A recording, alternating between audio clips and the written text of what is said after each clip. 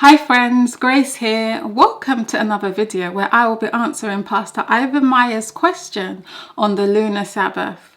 Now, many people sent his video to me saying that he answered the challenge when he never did.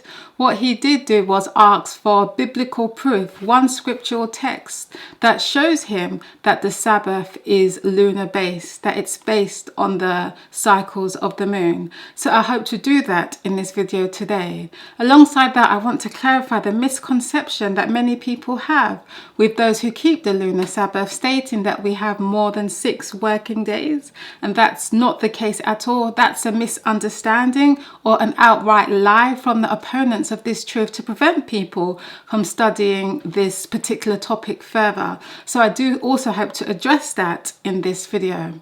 I also want to make it clear that there's no hate towards Pastor Ivor Myers. I like and I respect his ministry. I've been blessed by his messages and his testimonies. So I want to make it clear that no hate at all. I respect this fellow brother who I believe is searching for the truth. And I really liked his video that even though he disagreed, he also seems open, hence why he asked the question. So I hope to answer that question here. Now, I know that he did say one text. However, I want to make it clear that how we are to study the Bible is precept upon precept, line upon line.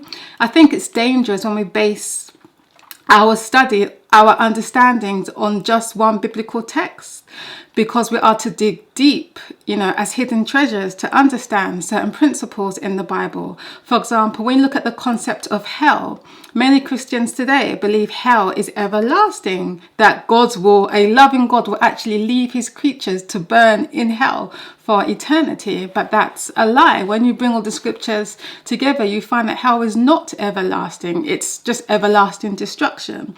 So I want to make it clear that it's not wise to base your understanding on one text. The Bible tells us upon the testimony of 2 or 3, a thing is established. So in this study, this is a quick introduction. I just want to use 3 or 4 texts in the Bible with a concordance that clearly show that the 7th-day Sabbath was indeed lunar based and is based on the phases of the moon.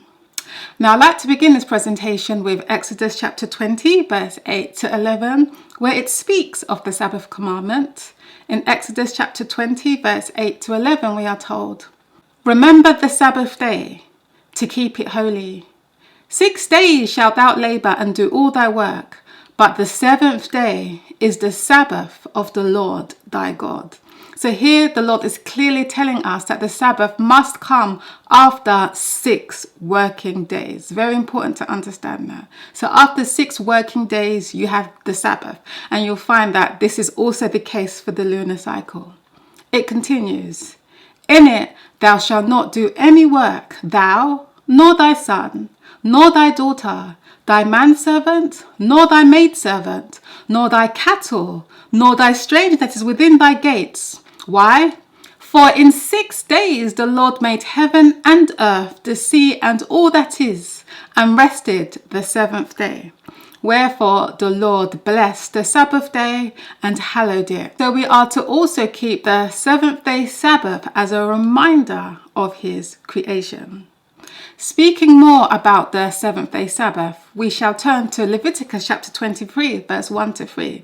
Now, many people believe that Leviticus chapter 23 is only dealing with the yearly feasts. Again, that's a misunderstanding. Leviticus 23 is not just dealing with the yearly feasts. It's also talking about the 7th-day Sabbath. And many scholars, many Bible students clearly understand and see this.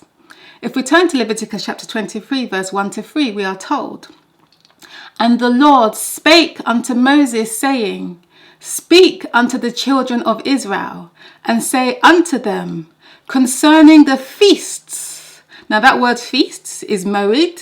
Keep that in your mind. It says, "Concerning the feasts, the moeds of the Lord, which ye shall proclaim to be holy convocations." So these are public worship. These are gatherings together. These feasts are for gatherings together.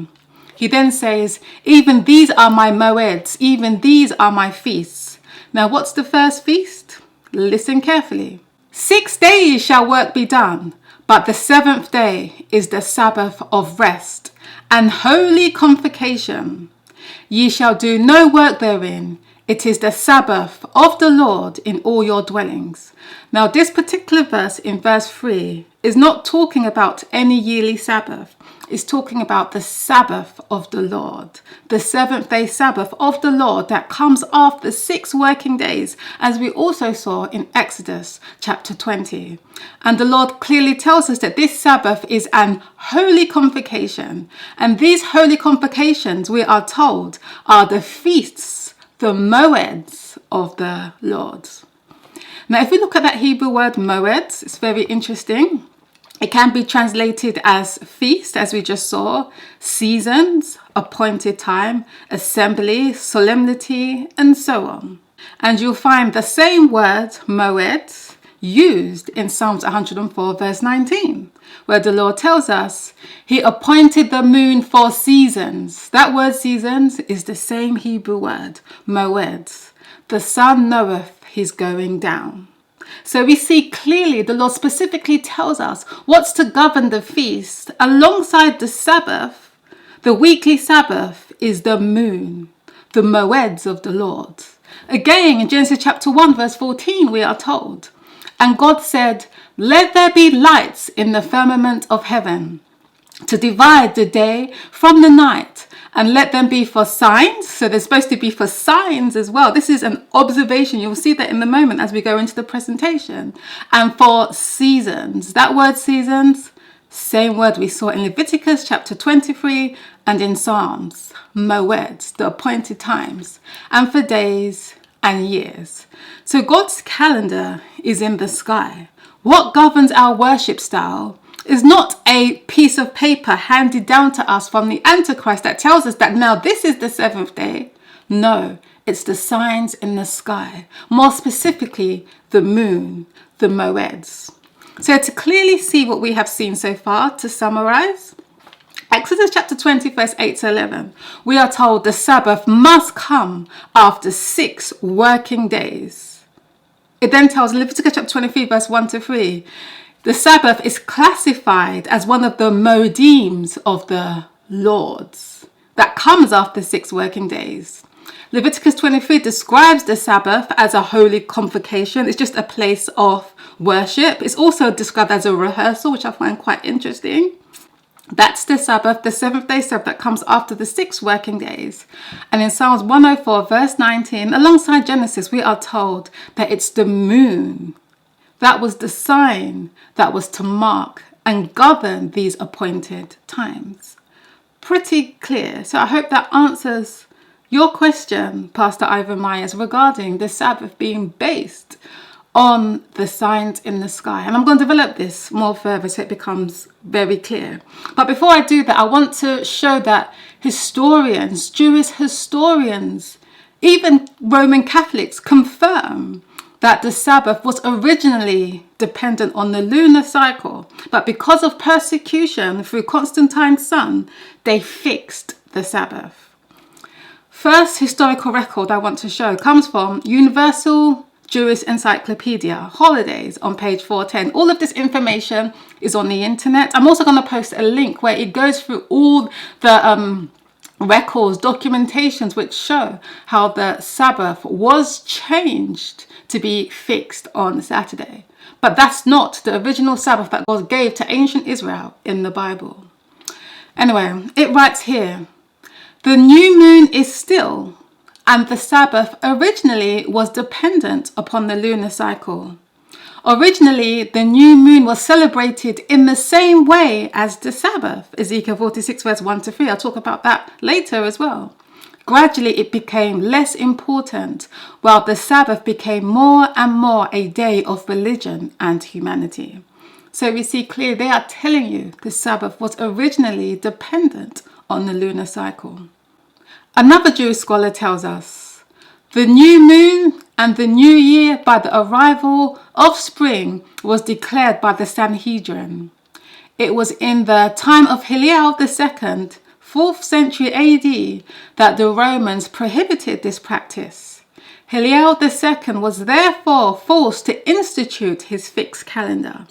the present Jewish calendar became fixed, i.e. non-lunar, in the 4th century. And this is a popular Jewish scholar, Rabbi Lewis Finkelstein. You can look into his work. This quote is also available on the internet. So it's telling you clearly it became fixed in the 4th century. And I spoke more about that in my previous video when I gave my challenge to Seventh-day Adventists, that they changed it, it became fixed. And when they fixed it, they introduced laws of postponements to stop any of the feasts falling on the Saturday Sabbath. They had to make adjustments.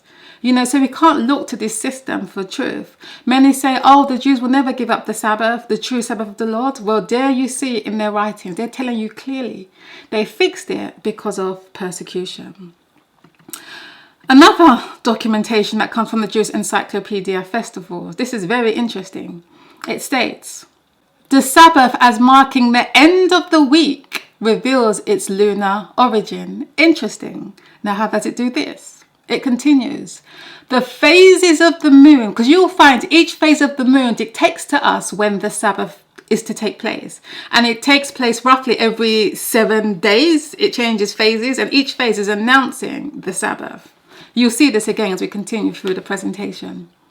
The phases of the moon having taught the shepherds whose weal or woe depended so largely upon the benevolence or malevolence of the night season to divide the period elapsing between 2 new moons into 4 equal group weeks.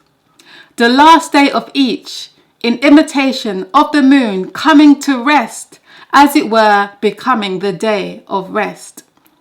Indications are not wanting that at first, the new moon festival was not counted among the 7 days of the week, but after 7 times 4 equals 28 days had elapsed, 1 or 2 days were intercalated as the new moon days, whereupon a new cycle of 4 weeks began. So the Sabbath was a movable festival. This is going to become clear as I continue through the presentation. But what it's saying is that you had the new moon, that was the sign of the first crescent. That was like an independent day of worship. After that new moon, they had 6 days of work.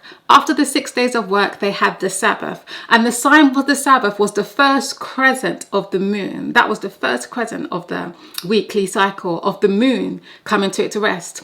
After the Sabbath, you have another 6 working days. Then you have your second Sabbath, the 15th Sabbath of the month, and that's signified by the moon being a full moon. And then after that, you have your 6 days of work, and then you see the moon waning again, back to that half crescent again, sign of the 3rd Sabbath of that month. Again, you have your 6 days of work, and then you have the moon where it becomes black, is going back into darkness, and that's your Sabbath.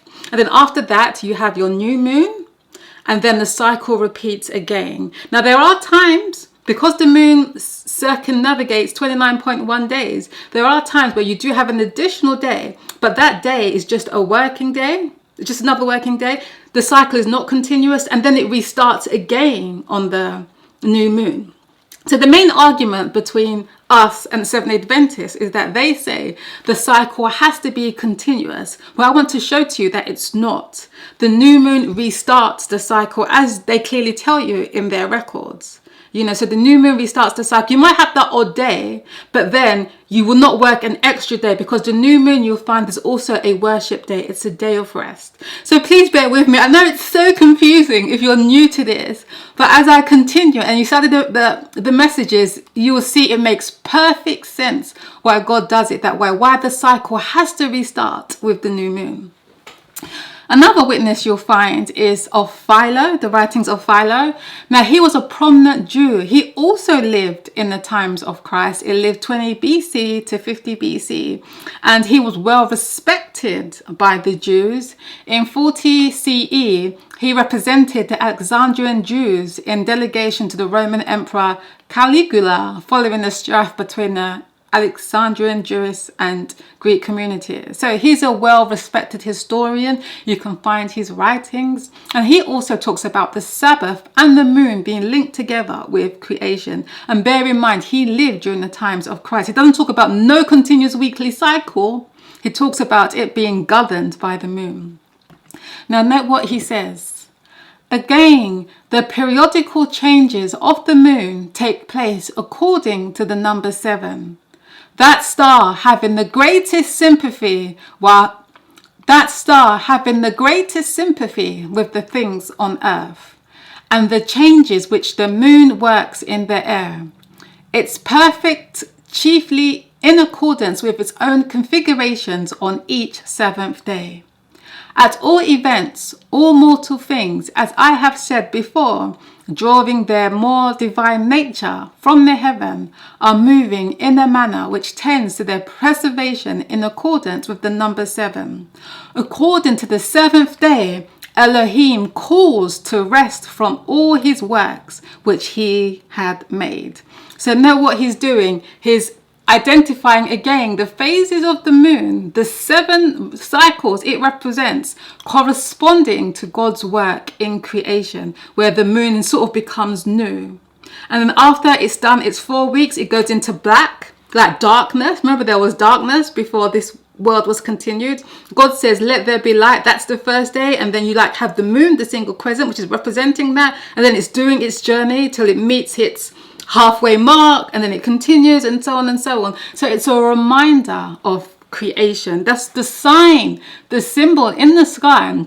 God gives witness to tell us when the Sabbath is to begin, so there is no confusion, there's no doubt, and everyone is in harmony, worshipping together. However, you'll find this is not the case with this continuous weekly cycle, and that's clearly highlighted with the issue Seventh-day Adventists are having in Samoa, where they are following Rome's calendar dateline rather than the signs in the sky. When you're following man, you're going to have problems. That's why they're changing the dates. We've seen how the Sabbath has changed many times in different regions.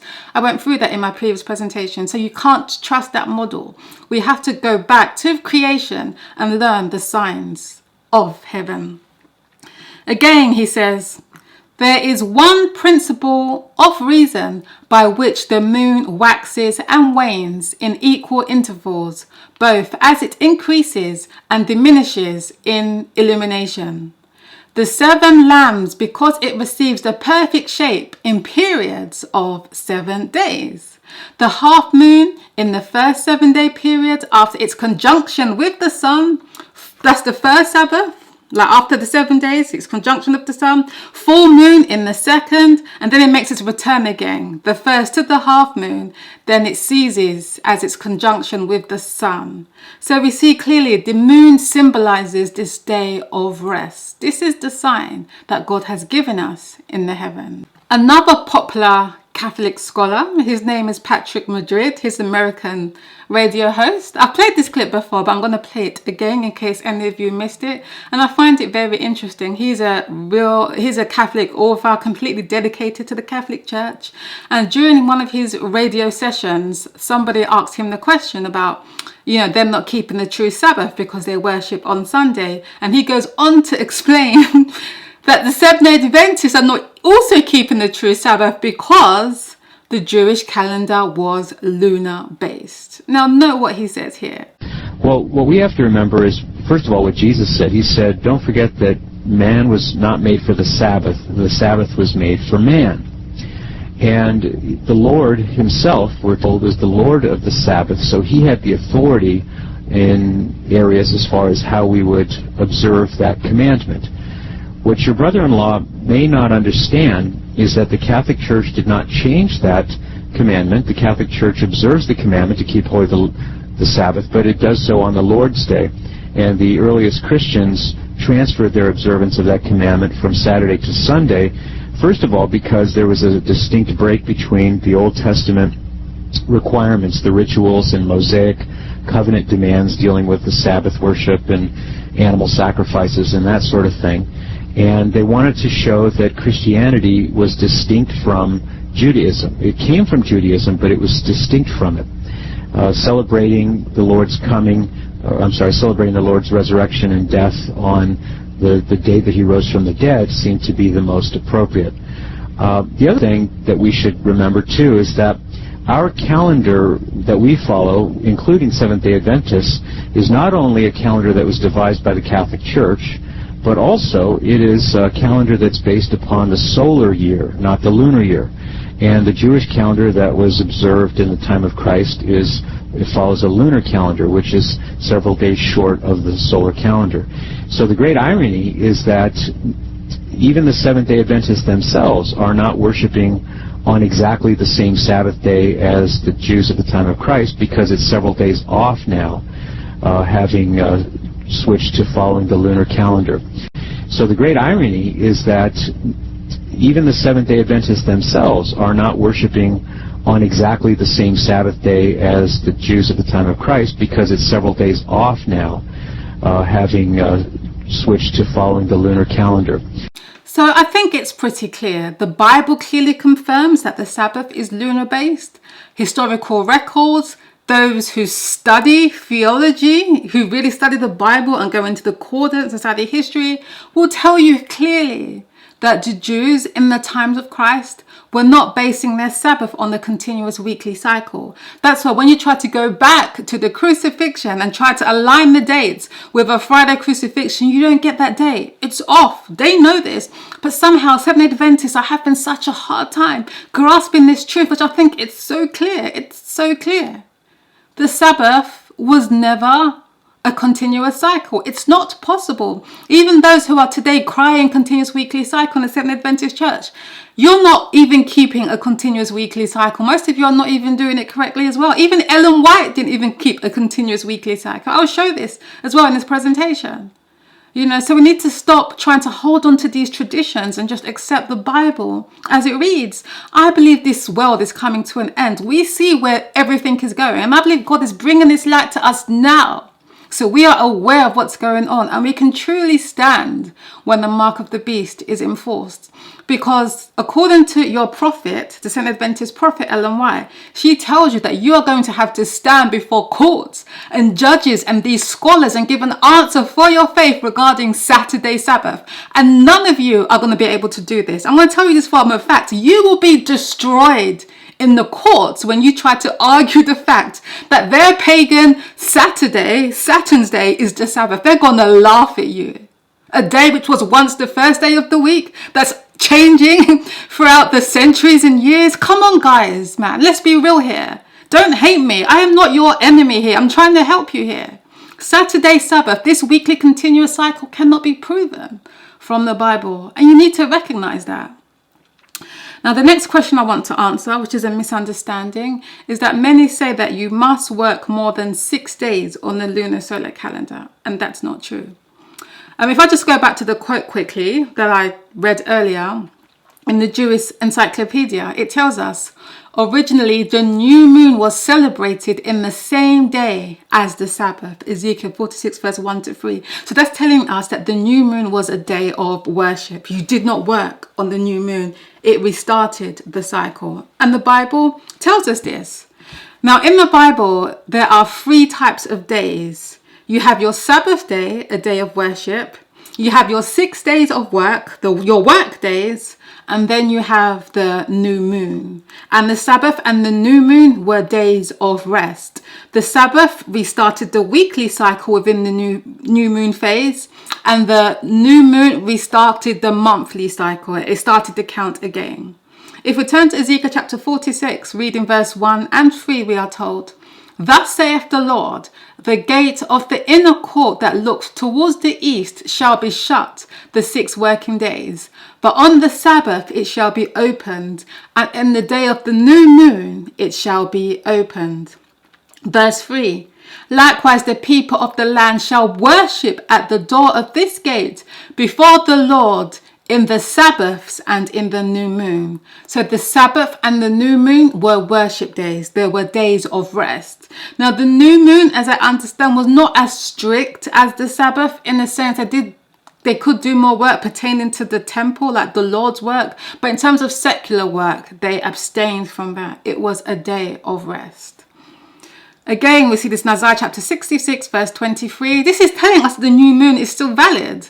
It tells us, "And it shall come to pass from one new moon," that's from one month to another, "and from one Sabbath to another, shall all flesh come to worship before me, saith the Lord." It's only the moon that can enable all flesh within the same vicinity to worship together as one. With this current continuous weekly cycle, you can't do that. Hence the situation in Samoa. You have a line, they've just drawn this imaginary line, and they've said, your Saturday and your Sunday, but you're all under the same sun. Isn't that confusion? So I'm looking at you across the street, and for you it's Sunday, and for me it's Saturday, and that's somehow going to govern the mark of the beast? No, it's not the case. It's the moon, the sign that enables us to worship together. Again, it tells us in 2 Kings chapter 4, verse 23, it tells us, and he said, wherefore wilt thou go to him today? It is neither new moon nor Sabbath. And she said, it shall be well. So this is when the lady wanted to visit the prophet. And the person said to her, why are you going today? Because it's a work day. It's not new moon nor it's Sabbath. Because they knew the new moon and the Sabbath were days of worship. You stopped. Okay, you rested. Hosea chapter 2 verse 11, we are told, I will also cause all her mirth to cease, her feast days, her new moons, and her Sabbaths, and all her solemn feasts. So note, moons, her Sabbaths, and all her solemn feasts. You know, because the church was going to, because of their apostasy, the church was going to go into captivity. And the true Sabbath was to be lost. God was to hide it. But I believe he's revealing it to us now. But I just want to make it clear here that there are 3 days, new moon, Sabbath, worship days, you don't work. And then the other days are just work days where you can do your own thing. So let's look at the calendar now. This is just to summarize how it works. You have your first day. It's a holy day, new moon, sign of the crescent. They stop, beginning of things. Then you work for 6 days. You see the moon starts to get bigger. And then on the 8th day from the new moon, it's a half a crescent, and that's the 7th day Sabbath. And then you work 6 days. You reach the 15th day of the new moon. That's the Sabbath, full moon, indicating the Sabbath. You work another 6 days. Then you've got the other crescent, the waning crescent. It's the day of rest.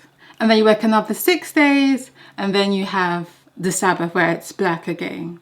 And then depending on the moon, you know, it was dependent on observation. You might have this one extra day, the eve of the new moon, which is just like another work day. And then you have your new moon again, you know. And this is where a lot of people get confused. And I understand why people get confused.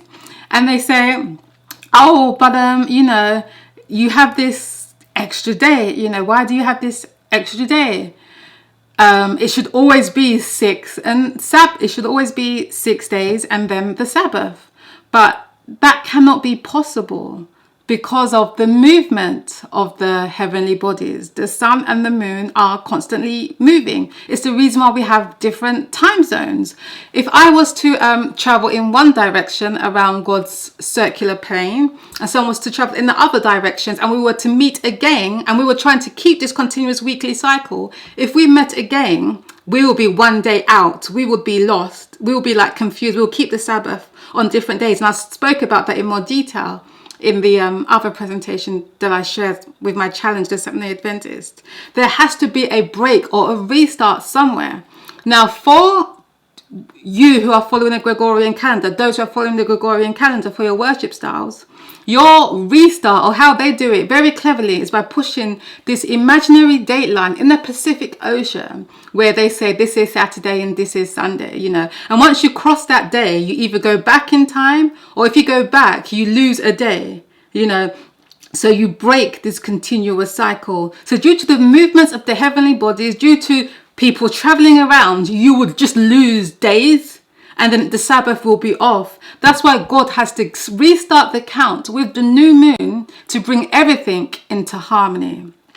Now, this idea of this continuous weekly cycle, you know, which comes from Ellen White, is not biblical. The Bible doesn't say it has to be continuous. The Bible is only telling us that the Sabbath comes after 6 working days. And it does within the moon cycle, you know. But this idea of this continuous reoccurring cycle, which comes from Ellen White, not even she kept it. Note what it writes here regarding Ellen White. Traveling west and south to New Zealand, they crossed the international date line.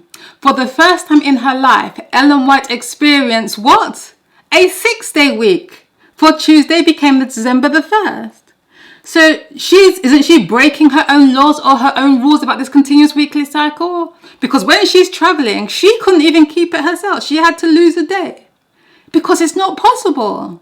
This is what I want you to understand. It may seem possible because many of us, like, maybe don't travel so much and we're just doing it like in our vicinity. But if we were to take into consideration where people are moving around and people are doing their own thing, and you come back from, let's say, you're coming back from Australia to America, and the sun, like, you're coming from the different direction of the sun, you're going to lose a day. It will be off. You know, the Gregorian calendar is what's holding it together. But it's a delusion to give you the idea that there's a continuous cycle. It's not. So note she says, was dropped from the reckoning. They reached Auckland, New Zealand on Thursday morning, December the 3rd. Edward Hare and others took them to his home for lunch. After sightseeing, in this afternoon, they met with a sizable congregation in the Seventh Adventist House of Worship, one of the very few in the South Pacific. So even Ellen White in this instance broke the commandment. She had a 5-day workday and a 6-day rest. Why? Because of the dateline, because of the movement of the sun. And I want to play this video. I've played this before, but I'll play it again in case any of you have missed it, where I believe the speaker beautifully destroys this argument of this continuous weekly cycle. So, you believe that Saturday is a true Sabbath and the fixed week that we know has cycled without any interruptions since creation? If that's your creed, then you might have a small technical problem that is called International Dateline. This infamous line, established in 1884, is a man-made invention on your map that you can find in the middle of the Pacific Ocean. The main purpose of this line is to set the boundary between 2 calendar days. So if you cross this line westward, you would need to add 1 day to your Gregorian calendar. However, crossing the line eastward would make you 1 day younger, in theory of course.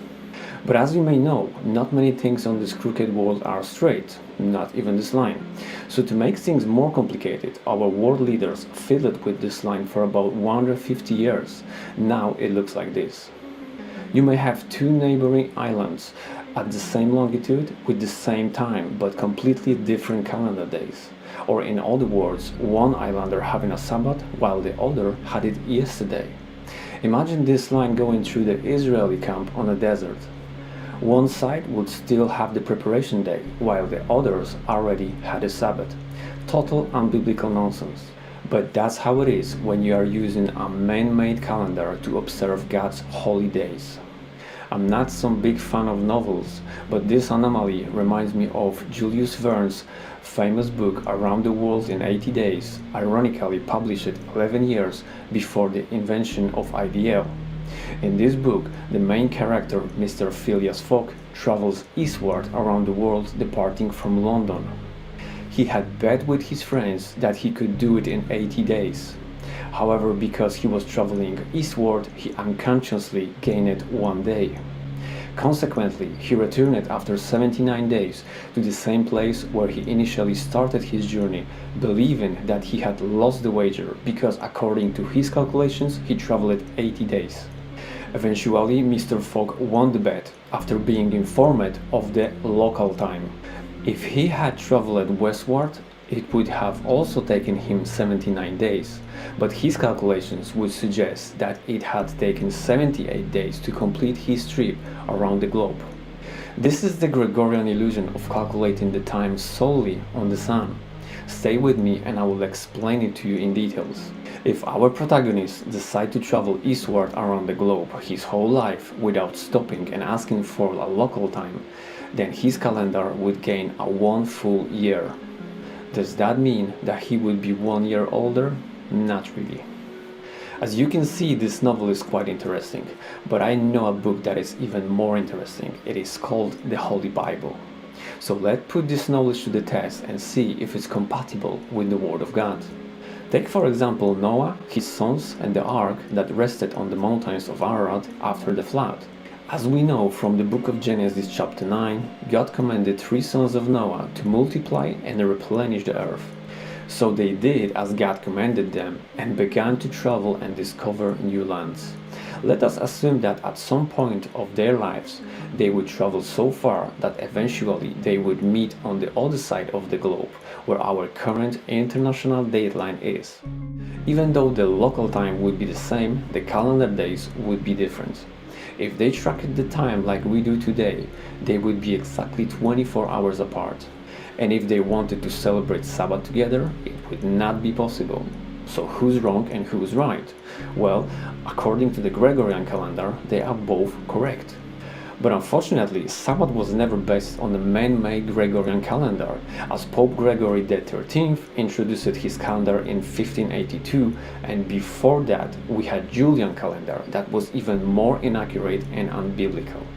Nevertheless, many Christians still believe that Saturday or Sunday is the true Sabbath, even though this calendar that we follow today didn't even exist in the time of Moses.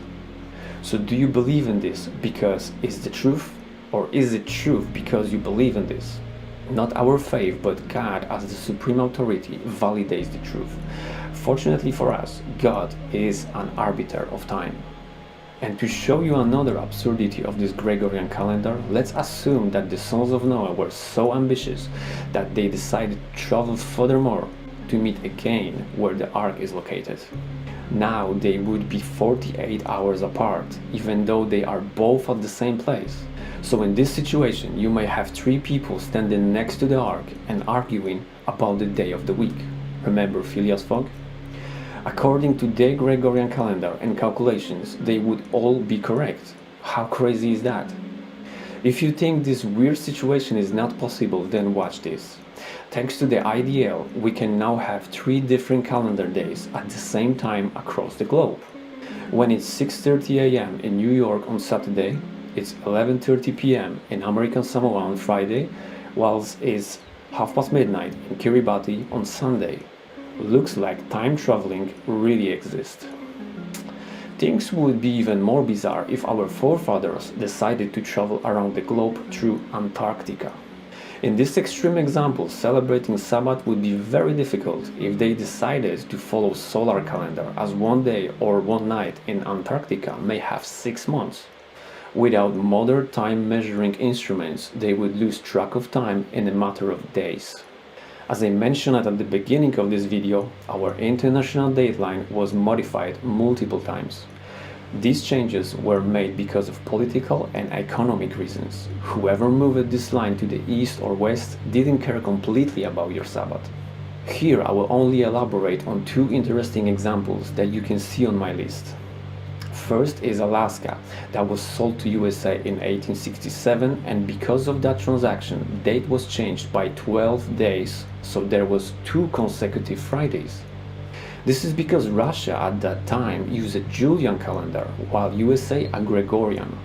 Even though the situation happened 17 years before the introduction of IDL, celebrating a Sabbath in Alaska in that time would be a big challenge.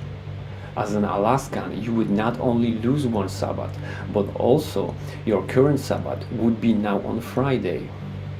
A similar geographical prank happened later to Samoa Islands. In 1892, when King Malietoa announced that the 4th of July, a Monday, would be celebrated twice. The King of Samoa changed that date not because he liked to party a lot, but because he wanted to do business with Americans. So because their Tuesday is now a Monday, technically their Saturday Sabbath is now on Friday. But that is not the end of the Samoan government's inconsistency. They changed their mind again in 2011 by going back to the west of IDL. So because of this change, they had to skip one day. If you think that they came back to normal calendar after 120 years, then you also must agree that for 120 years they kept the Sabbath on the wrong day. Nevertheless, if you still want to argue about this, then I have a simple question for you. Which Saturday on either side of the dateline or 180-degree longitude is the real Saturday? If you have already made your decision, just make sure that your government agrees with you. Apart from the Jews, of course, probably one of the biggest Christian denominations that was directly affected by the ideal is the Seventh-day Adventist Church, because they also believe that Sabbath is on Saturday. For example, in Tonga, Samoa, and parts of Fiji, Seventh-day Adventists decided to observe Sunday as their Saturday Sabbath because they are located east of the 180-degree meridian. So basically, they have completely ignored the international dateline but gladly accepted the 180-degree meridian that was introduced at the International Meridian Conference in USA on October 1884. So how come they can accept one line but not the other, even though both lines have been made by men and are synchronized with the prime meridian in Greenwich? Well, if the one line fits your doctrine and other does not, then choose the one that fits your doctrine. How stubborn you must be to still follow the same doctrine when you just have been proven that it doesn't work. Stubbornness is not faith. Therefore, debate and confusion continue within the Seventh-day Adventist community in the Pacific region as to which day is the real seventh-day Sabbath. As you may know, our God is not an author of confusion, but of peace. But you can only have that peace when you fully trust God. So let me tell you how God Himself established His calendar that is literally and figuratively above any other. And God said, "Let there be lights in the firmaments of the heaven to divide the day from the night, and let them be for signs and for seasons and for days and years."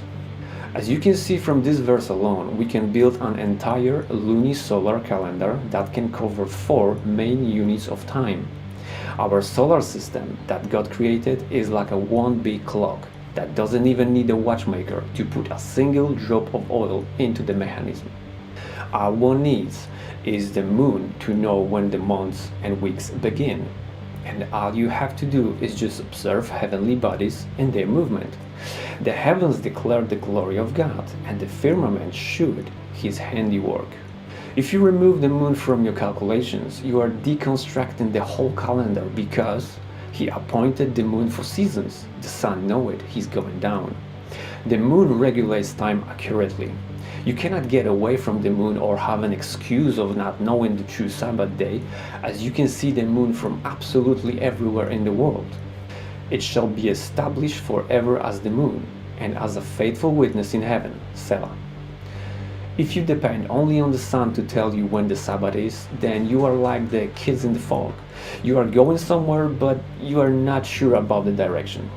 God makes it noticeably clear in the Bible that time is inextricably linked with the sun and moon. And the sun stood still and the moon stayed, until the people had avenged themselves upon their enemies. Is it not written in the book of Jasher? So the sun stood still in the midst of heaven, and hasted not to go down, about a whole day. I don't want to go into many details here of how this calendar works, because I have already made a video explaining the lunisolar calendar. Please check the link in the description for more information.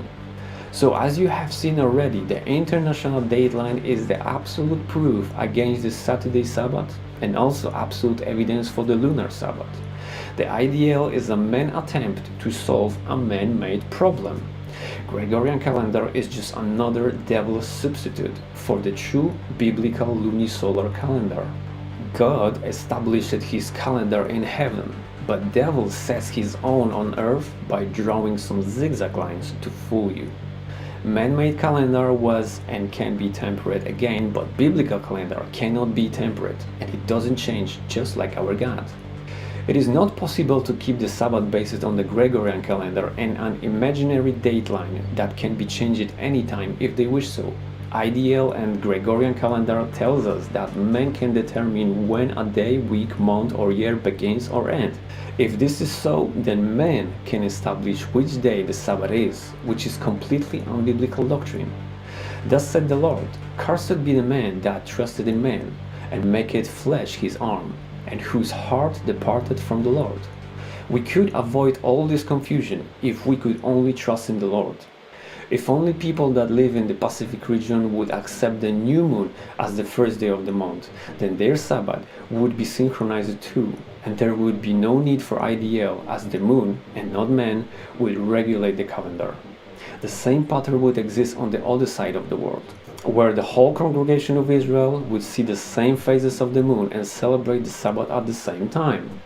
If Phileas Fogg added the moon into his calculation, then his calendar would not be ahead by 1 year after virtually traveling around the globe for 8 years, because new moons would remind him about the length of the month.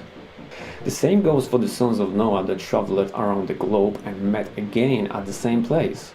If they added the moon to their calendar, which I believe they initially did, then there would be no arguing about the day of the week, as the moon would correct them instantly, so they all could celebrate Sabbath at the same time.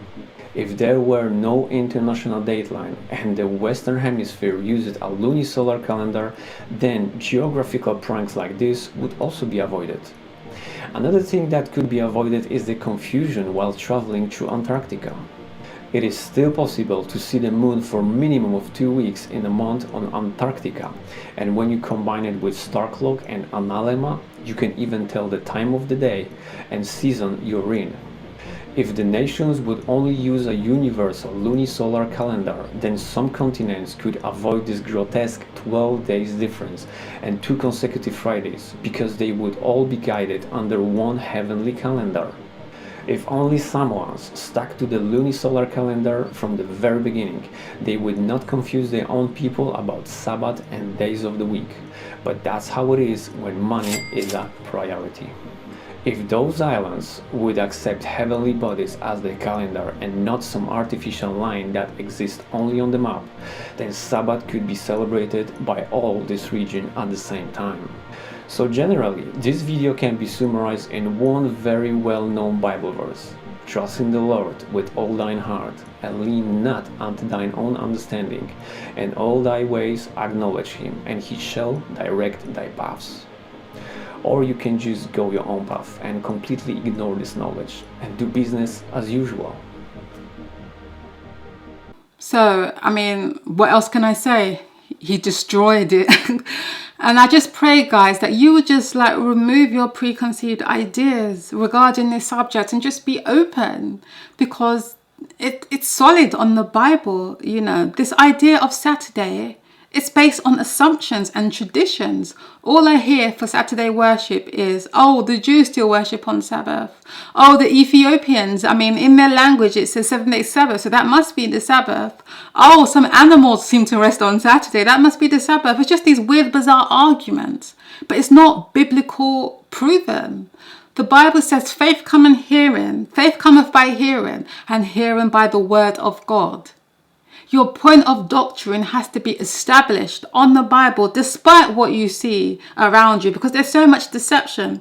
Even with this idea that certain languages on the 7th day have Sabbath, that was all designed by the Roman Catholic Church to cause confusion. There's a video where I go into that, or the speaker goes into that and exposes that lie. Saturday was Saturn's day, and it was originally the first day of the week. That's part of the deception. And I urge you to go through my other presentations on the channel, where I think I've dealt with every argument people use against the lunar Sabbath. The counting of 50 weeks. Please watch this video. Seventh Adventists misunderstand that feast. So watch that video. It goes into it. The author breaks it down beautifully.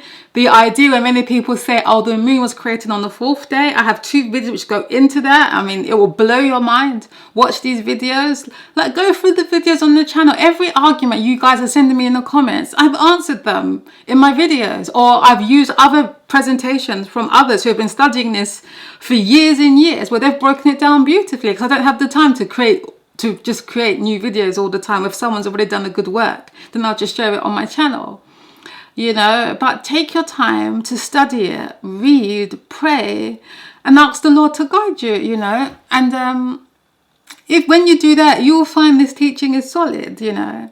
And my challenge still remains, you know. I still try to be open and take your time. It might take you a few months, like do your research, you know, and answer those questions that I've posed to you, you know. And yeah, I think that's it for this video. I hope many of you found that useful. I think it's safe to say that Pastor Ivor Myers didn't pass the challenge. I don't know why people were saying he did. None of my questions were answered. He just turned it around and he asked his question, which I hope answers it for him. And I hope you can share this video with him and others, you know.